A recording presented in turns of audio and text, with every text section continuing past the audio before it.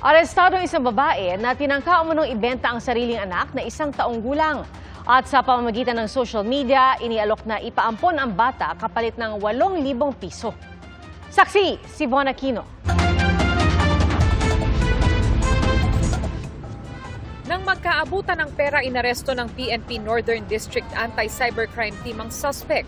Nangyari ito sa Pasig City, operasyon para ma-rescue ang 1 taong gulang na batang ibebenta online sa halagang 8,000 pesos. Ayon sa PNP Anti-Cybercrime Group, na monitor nila sa social media na may nag-aalok ng baby for adoption kapalit ng pera. Ang naarestong suspect, inapala ng bata. Meron siyang 7 na anak.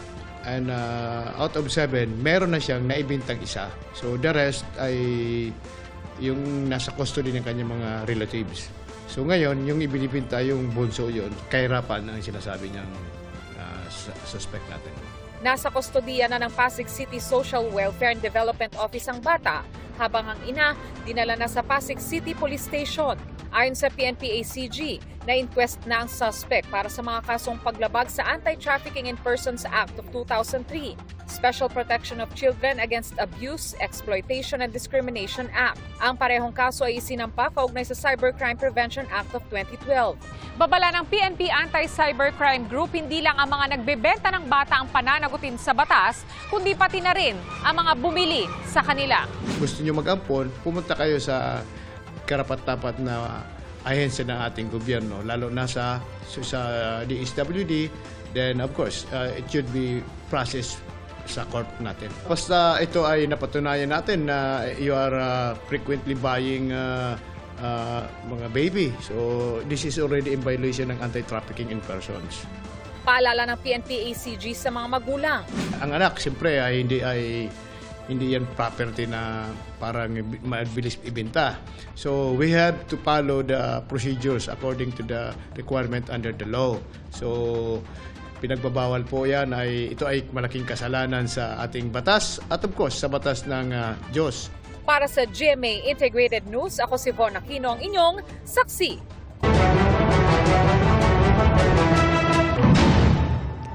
Bago sa saksi, may taas singil sa toll sa North Luzon Expressway o NLEX simula po sa Martes, January 20. Sa open system o sa pagitan ng Balintawak at Marilao, 6 na piso hanggang 16 na piso ang madaragdag, depende po sa uri ng sasakyan. 26 na sentimo hanggang 78 sentimo naman kada kilometro ang taas singil para sa closed system o yun pong sa pagitan ng Marilao at Santa Ines sa Mabalacat City. Walang piyansa ang inirekomenda para sa isa sa mga kasong isinampa laban kina dating Senador Bong Revilla at 6 na dating opisyal at kawani ng DPWH. Kaugnay po yan sa umano'y Ghost Flood Control Project sa Pandi, Bulacan. Saksi, si Jonathan Nandal. Isang dating senador at 6 na dating opisyal at kawani ng DPWH Bulacan 1st District Engineering Office ang kinasuhan ng ombudsman sa Sandigan Bayan kanina. Sina dating Senador Bong Revilla, dating Assistant District Engineer Bryce Hernandez, Engineers JP Mendoza, RJ Dumasig at Emelita Huat. Gayon din sina Juanito Mendoza ng Finance Section ng Bulacan 1st DEO at ang cashier na si Cristina Pineda. Ito ang unang kasong umakyat sa korte kaugnay sa mga proyektong kontrabaha sa Bulacan. Ang kaso, malversation of public funds through falsification of public documents at paglabag sa Anti-Graft and Corrupt Practices Act kaugnay sa 92.8 million peso Ghost Project sa Pandi, Bulacan na inaward noong March 28, 2025. The informations allege that the respondents conspired to facilitate the release of approximately 76 million pesos for the supposed construction of a flood control project in Purok 5, Barangay Bunsuran, Pandi, Bulacan. A project which, based on official inspection and witness accounts, was never implemented. Despite the absence of any actual construction, the respondents declared the project completed. Ayon sa ombudsman, para umano mailabas ang kabuuang project cost, nagpalsipika umano ng mga accomplishment report at nag-issue ng mga pekeng billing document. Hiling ng ombudsman maglabas ang Sandigan Bayan ng whole departure order at warrant of arrest.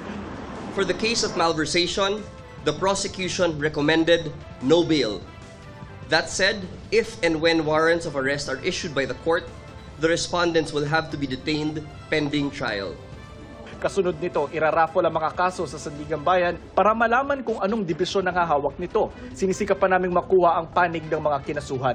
Sa kabuuan, 3 batch na ng kaso na may kaugnayan sa mga flood control project ang inihain ng Ombudsman sa mga korte. Una ang mga kaso laban kina dating Congressman Zaldi Co, mga opisyal ng DPWH Mimaropa at SunWest Incorporated, kaugnay sa flood control project sa Oriental Mindoro. Pangalawa ang mga kaso laban kina Sara Diskaya at mga opisyal ng DPWH Davao Occidental, kaugnay sa Ghost Flood Control Project sa Davao Occidental. At present, several cases are still ongoing preliminary investigation, while many more remain under active and continuing fact-finding. Sa Lunes, itutuloy naman ng Senate Blue Ribbon Committee ang kanilang pagdinig sa flood control scandal. Isa sa ipinapasabina si dating DPWH Secretary Manuel Bonoan na nasa Amerika pa rin para samahan ang asawa niyang ooperahan daw sa mata. Ayon kay Philippine Ambassador to the US, Jose Manuel Romualdez, nangako si Bonoan na babalik sa Pilipinas. We know where he is. Hindi naman siya nagtatago. Okay. Nasa California siya ngayon at sinabi niya na naghumingi siya ng permission kung pwede siya maiwan ng another month dahil yung kanyang misis nga na merong problema sa mata. So yun ang hinihingi niya hanggang after February 15 daw pabalik siya dyan. Ayon kay Romualdez, inaprobahan umano ng DOJ ang hiling ni Bonoan.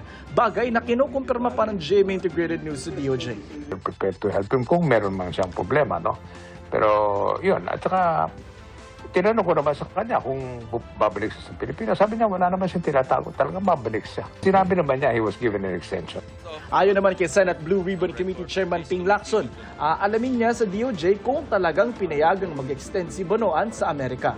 Alam ako sa DOJ para ma-confirm yung sinasabi ni former Secretary Bonoan at kung i-affirm nila, i-confirm nila yung sinabi, iatras ko muna yung subpoena sa kanya. Pero kung sabihin ng DOJ na hindi totoo, itutuloy yung pag-serve ng subpoena at pag hindi siya dumalo, ganun pa rin yung position ng Blue Ribbon. Contempt muna. Contempt muna. Okay. Citation.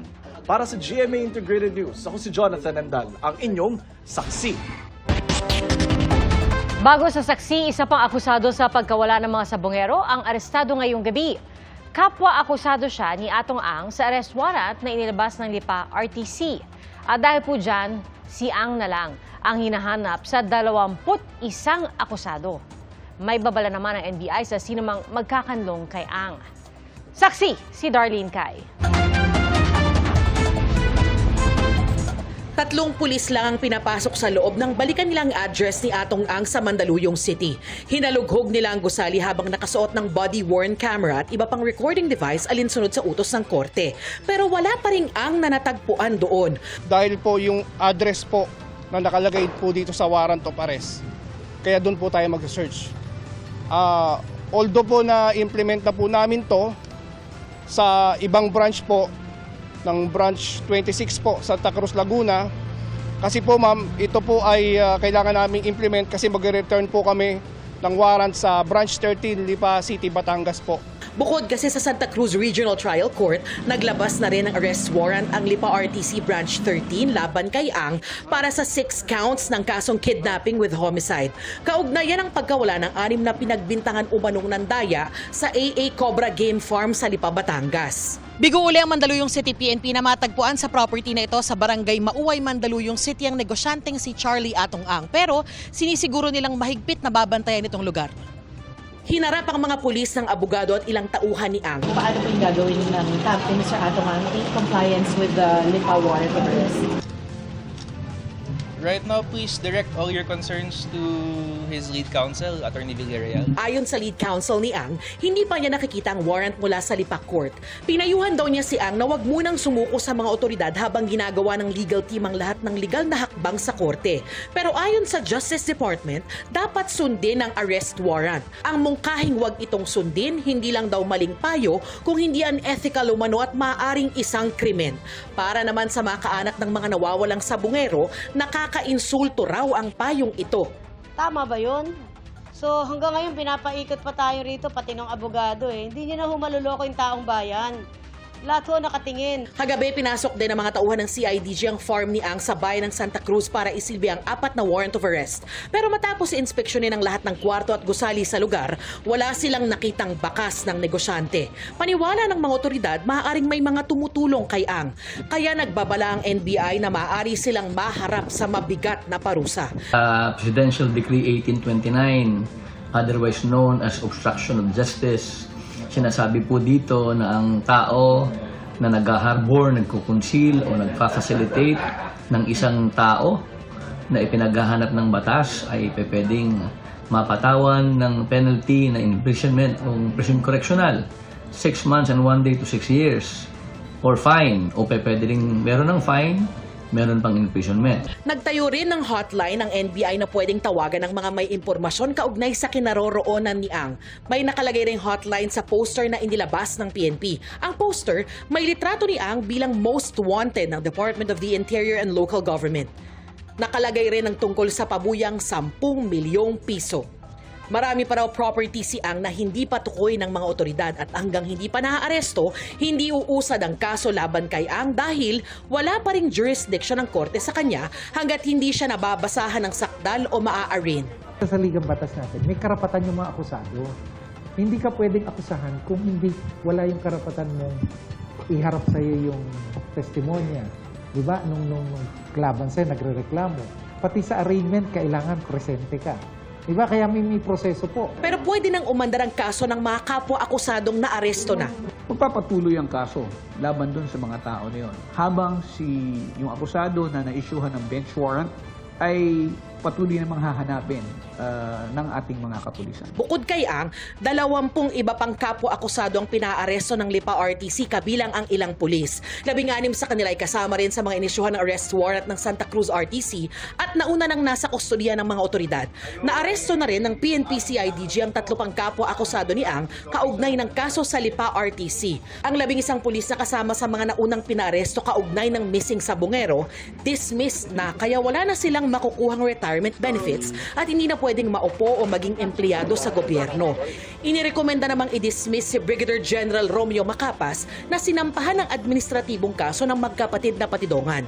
Yung pag-aresto sa mga vital witnesses, meron pong obstruction of justice doon eh. Yun po yung mga witness eh. Bakit natin pipigilan, bakit natin nahawakan ng mga cellphone na may mga lamang ebidensya, bakit natin tatanggalin ng mga ebidensya?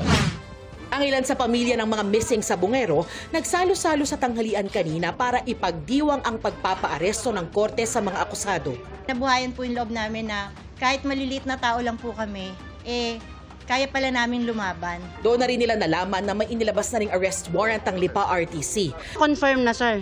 Nasa i-warrant na yan. Sige po, salamat. Sobra po ang saya ko. Sobra. Dahil sa wakas, makakamit na namin yung hinihiling namin na matagal na hustisya para sa aming mga pamilya. Pero puno pa rin ng galit ang mga pamilya kasabay ng paghamon sa mga akusado na lumabas na. Atong Ang, hirap na ang buhay namin sa paghahanap sa mahal namin sa buhay. Marami kaming pamilyang pinirwisyo nyo. Ang mga apo namin, mga asawa noon, hanggang ngayon nagdurusa. Sana naman, harapin mo na. Lumabas ka na. Itong pagkakataon na to, wag nang pahirapan ni Atong ang mga kapulisan. Ginawa niya to, dapat harapin niya. Wag siyang duwag. Para sa GMA Integrated News, ako si Darlene Kai, ang inyong saksi.